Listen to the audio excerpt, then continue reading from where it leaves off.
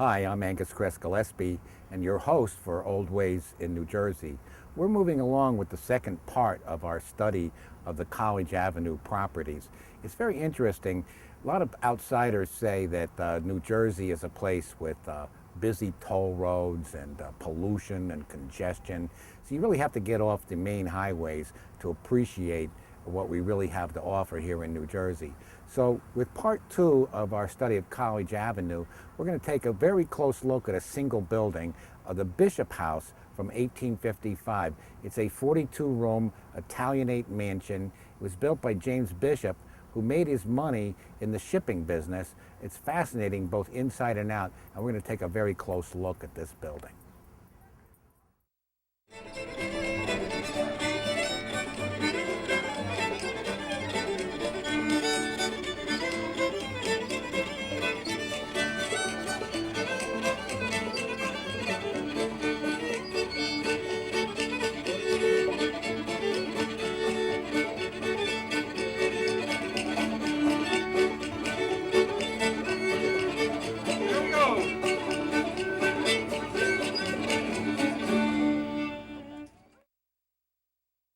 Hi, I'm here again with Elizabeth Reeves, licensed architect, who's an expert on the buildings at Rutgers, and we're standing in front of the Bishop House, which is a 42-room Italianate villa.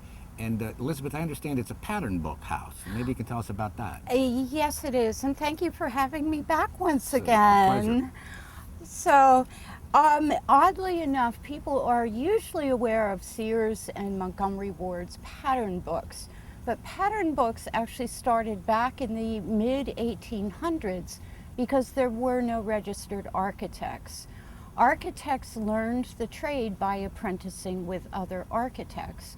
So John Sloan put out a book, it's one of many, with patterned estates. And right on the front cover, we see the Bishop House as a pattern. Okay, Elizabeth, I understand that this house was built for James Bishop and that he was a shipping and rubber magnate. He also served in the U.S. Congress, I understand, between 1855 and 1857. And this building is just one part of the Bishop estate. Maybe you could tell us a little bit about how Rutgers acquired the property. Okay, yes, in fact, James Bishop had inherited the shipping industry upon the passing of his father. His brother James was actually a farmer. His brother James's brother David and James went in partnership to buy 10 acres of land at this particular block in New Brunswick. The David Bishop House was actually located where the Hurtado Health Center and the dorm are situated. David, being a farmer, actually grew many of the products that James had a monopoly on shipping out of the New Brunswick port. His principal products were grain and rubber. Now, David Bishop, although we don't give him enough credit, was a 15-year trustee of the university. James, on the other hand, was a true businessman. And he built this house for he and his family. It is a monumental estate as opposed to David's very simple farmhouse. At one point in time, there was an observatory, stables, many, many gardens. A lot of the old trees still remain. As a shipping magnate, he was very wealthy and of course did serve in Congress. And towards the end of his life, he had taken a partner in the shipping business and relocated his offices to New York. His health began to fail and he went to Europe around 1874 for several years. When he came back, the Great Recession that followed the Civil War wiped him out. So he wound up penniless and wound up living with his daughter up in Hunterdon County. The estate then was sold to another businessman who held on to the estate with his two daughters for many years. The owner of the building was angry at Rutgers because the Nelson football field was located down the ways about 300 yards To the west. to the west. And the bleachers were there. So the next owner was annoyed with Rutgers because of the proximity of the football field. That's exactly right. Rutgers students are known for their energy, and of course they supported their teams to the nth degree. They didn't like the noise. No, football at the time was very popular. Nelson Field was the second football field. The first game was played at the site of the Rutgers Student Center. I know people often ask, where was it played? However, they would practice on Nelson Field, and the footballs frequently came over the fence and landed in his yard, and he did not appreciate that. So upon his death, his daughters inherited the estate, and they swore that they would never sell this building to Rutgers. It would never be in Rutgers' hands. So another person purchased the building and then deeded it over to Rutgers almost immediately, and that's how Rutgers got a hold of the building. That was about 1925? Yes, Yeah. yes. Well, while we're on the subject, we're out here on the exterior, perhaps you can illuminate us as to what makes this Italianate. I see, for example, the windows, which are taller than they are wide, and they're in clusters. That's a diagnostic trait. And I guess you could argue that its building is asymmetric because you have this tower on the right with the chimneys on the right. But perhaps you can walk us through what makes this Italianate. Okay, it is Italianate based on the rounded arches, which are really an ancient Roman detail. What makes the building interesting is the delicate detail on it, and it makes it stand out as something different. That detail is actually Norman, so it stems from England. You'll notice the one tower is built almost like a castle tower. And so beyond the arched windows, the exact detail can actually be found again in the pattern book. And maybe you could speak to the three chimneys to the right? Yes. The three white chimneys? The building was restored around 2001, and one of the things that we restored were the chimney pots. We had images of the chimney pots, and anybody who is interested in doing further research on the building, the federal government maintains a website called the Historic American Building Survey. This building was surveyed in 1961, and they keep a record online with many photographs and the history. The chimney pots themselves, again, the pattern for them was found in our pattern book exactly as they appeared in the photograph. We had a very generous donor come along and provide Rutgers with the money to have the chimney pots replicated in terracotta. They were cast by a craftsman in Pennsylvania. Additionally, there were 3 more chimney pots, but these, being on the front elevation, were the ones that we replaced. Also in 2001, the building had a slate roof on it, and we were re-roofing the building. So the project manager had asked what kind of pattern in the slate.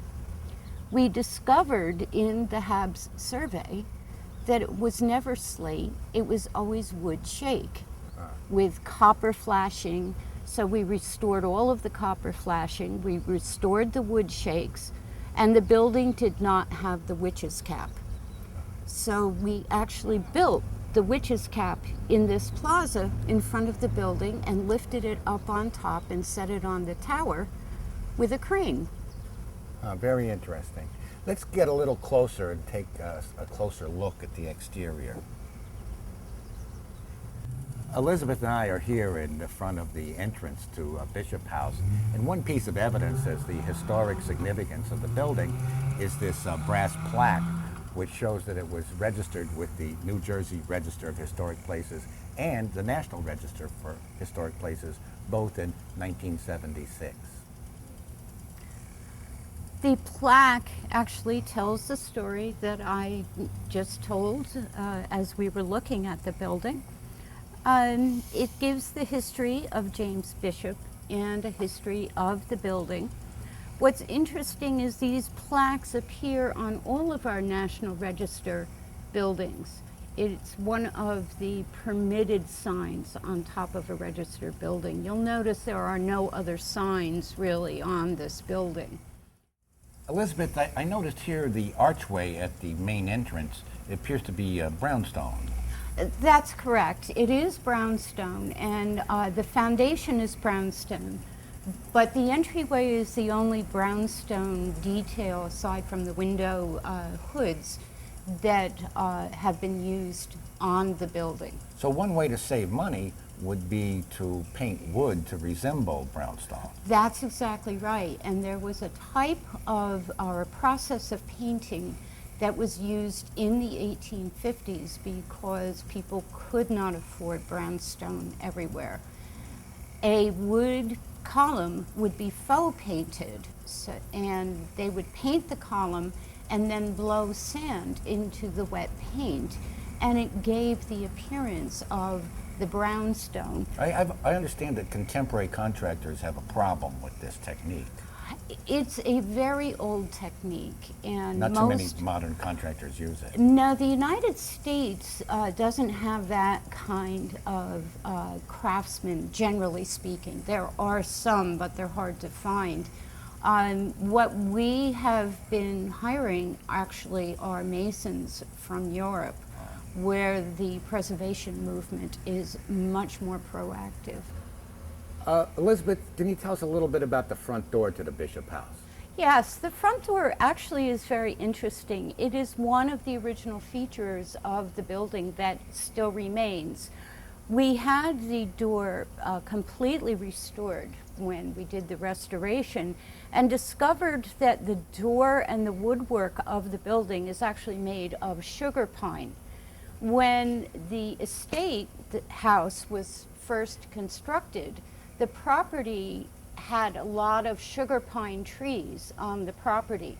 And what they probably did is removed some of those trees and milled their trim and doors out of those trees. We were all rather surprised at the type of paint. The etched glass, the pattern on the door, and the pattern on the light are period to the pattern book. They are very true to the pattern book. I'd also like to call attention to the little plate to the right of the doorknob on the door frame. That is the plate to the original door pull.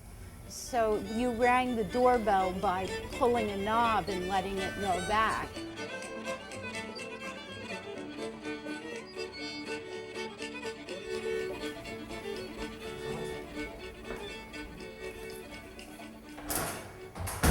Well, we're here in the entrance hall of the Bishop House, and the first thing that strikes me is this tile floor.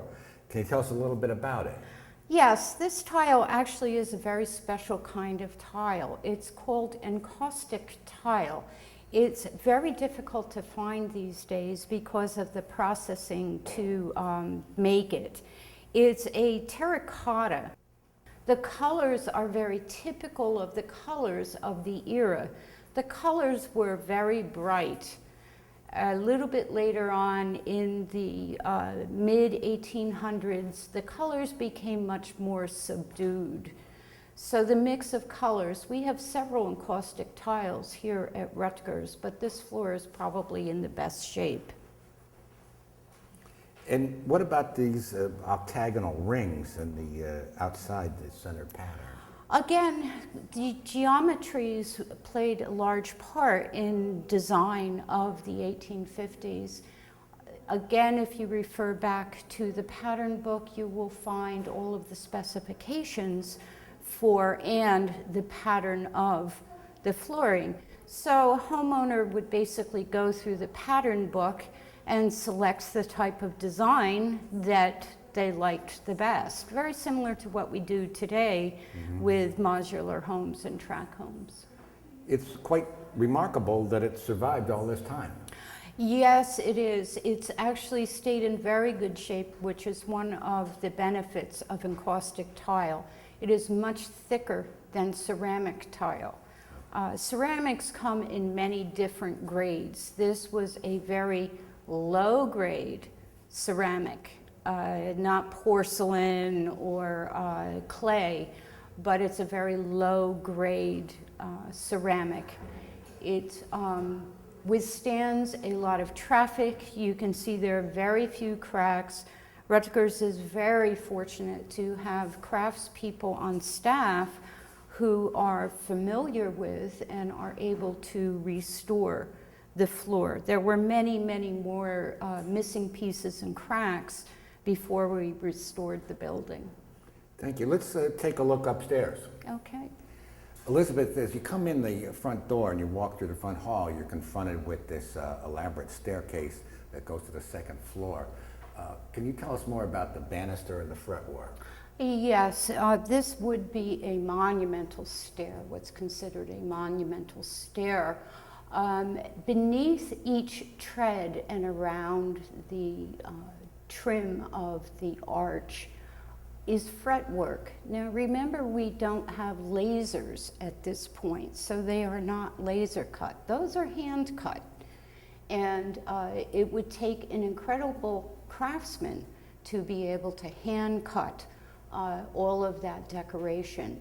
It's very elaborate. Again, we are back to this kind of Norman type of detail. These would not be found in the true Italianate type houses.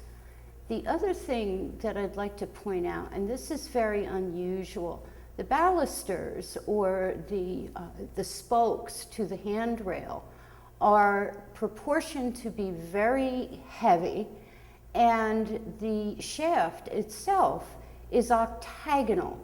Most of the time we think of balusters as being round, and here we have an octagonal baluster. And not only is it octagonal, but it's also tapered. Yes, it is. Yes, it is. So it has the scroll work in the turned part. It has a very heavy base that it is sitting on, and it slowly gets up to a very delicate support for the rail. But the shaft being octagonal took a lot of time and craftsmanship to create. We're upstairs in the second floor of Bishop House in the office of Assistant Vice President Marie Logue. She has some very interesting furnishings. They're not exactly period pieces, but what happened was the class of 1915, on the occasion of their 30th reunion, donated some of these furnishings. We have the cabinet and the chair, as well as the original fireplace. Elizabeth, can you tell us a little bit about these artifacts? Yes, of course they are not period to the residence. They are a little bit later, but not much later. They definitely do not date to 1915. They were probably antiques when they purchased them or purchased them from an estate. They are in a French Baroque style. The French sort of went over the top with their detail and ornament on their furniture. They also used the very thin legs on their furniture. At the time, a good chair had the thinnest legs possible. So it was, highly craftsman. Again, we get the rope pattern in the chair and also in the cabinet. And tell us a little bit about the fireplace. Oh yes, the house actually has fireplaces in every room. In 1855, they did not have heat other than the fireplaces. This is a coal-burning fireplace, which is indicated by the surround for the fire pit and also the fact that the fire pit is very shallow. It would not burn wood. This one happens to be slabs of marble. There are also tiled fireplaces with different colored marble, but they were all highly decorated. The marble itself was used as decoration, and of course the brass surround, again with lots of detail and matching the rest of the house in the surround. The other thing I'd like to point out are the ceramic tiles in the hearth and partially around the fireplace mantle itself. Again, these are highly decorated. If anybody has ever seen Charles Dickens' A Christmas Carol, you'll note that Scrooge actually sees one of these tiles come to life. Well, that story is set at the same time period that this house was built. These tiles appear to have a floral pattern, possibly a daisy. It looks like a sunflower. A sunflower, okay. Looks Very like interesting. a sunflower. Let's move along and see what else we can find. Very good. Elizabeth, we're here at the second floor hallway, and I noticed this parquet floor. Can you tell us a little bit about that? Yes, the entire house actually had a parquet floor, room by room. Each room had a slightly different pattern. Some of the rooms have been covered up now by carpet because the swastika pattern was very popular at the time, long before all of the evil connotations to the swastika. So rather than upset people, the floors unfortunately had to be completely covered. But you'll notice the fancy borders going around. That's achieved by using several different types of wood. This is primarily oak in parquet. The details were probably done in mahogany, perhaps walnut, maybe a little sugar pine, but they're in really, really good shape. In addition to the parquet floor, something of interest, I guess, is this stairway to the third floor. It looks a little different than the one we saw previously. Yes, you'll notice that the balusters on this stairway are now round, as we are typically used to. Their proportions are basically the same as the octagonal ones. Remember, on the second floor, the rooms we are looking at are primarily bed chambers. The rooms that would be at the third floor would be primarily house staff and servants. So they simplified, spared the expense, and put in something similar on the second floor. Okay, let's move on and take a look at some of the stained glass. Mm-hmm. We're here on the second floor looking from the inside out, and we see this glass work, which first struck me as stained glass, but Elizabeth, you see this is actually painted glass.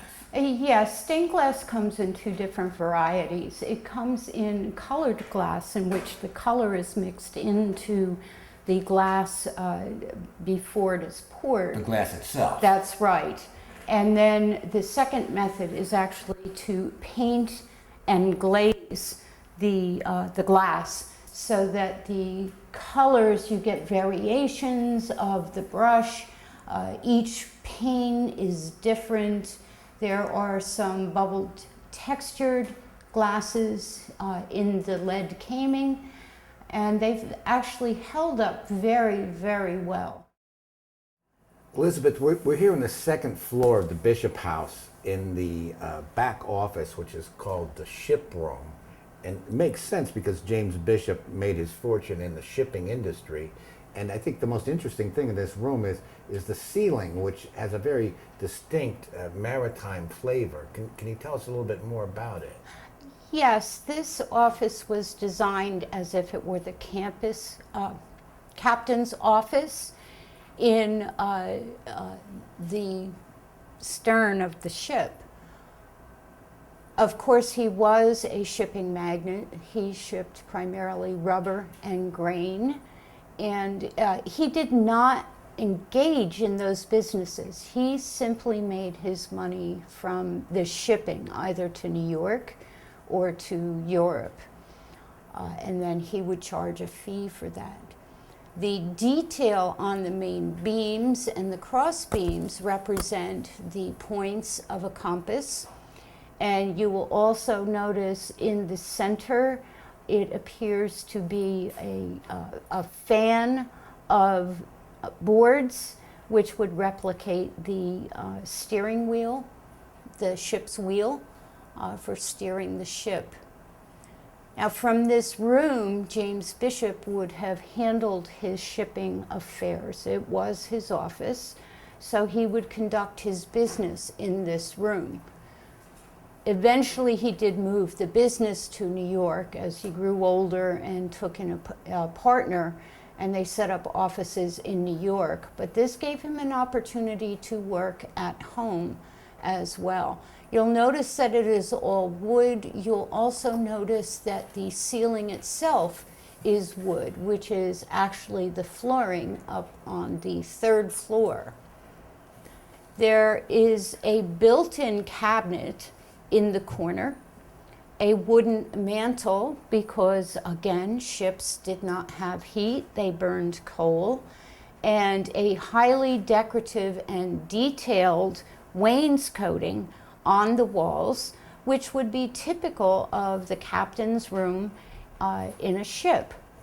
You'll also notice over top of the doorway in the corner is an arch carved out of the plaster. It is a new door, so that may have in fact been a window at some time, a porthole.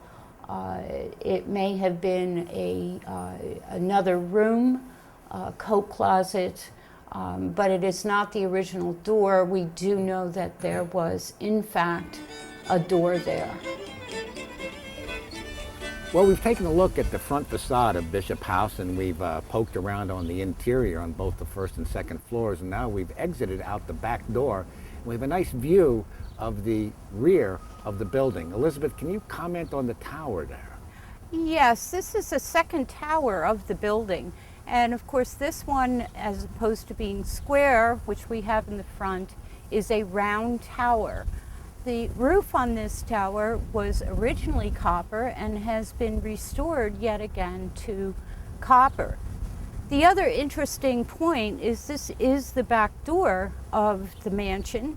It would have accessed the great lawns, the view of the Raritan River, the gardens, the observatory. And Mrs. Bishop loved the iron grill work. So the iron grill work on the back porch is original to the building. Thanks for joining us for another installment of Old Ways in New Jersey. We've taken a close look at the Bishop House, aided by licensed architect Elizabeth Reeves. Elizabeth, thanks for your help. Thank you for having me once again. Okay.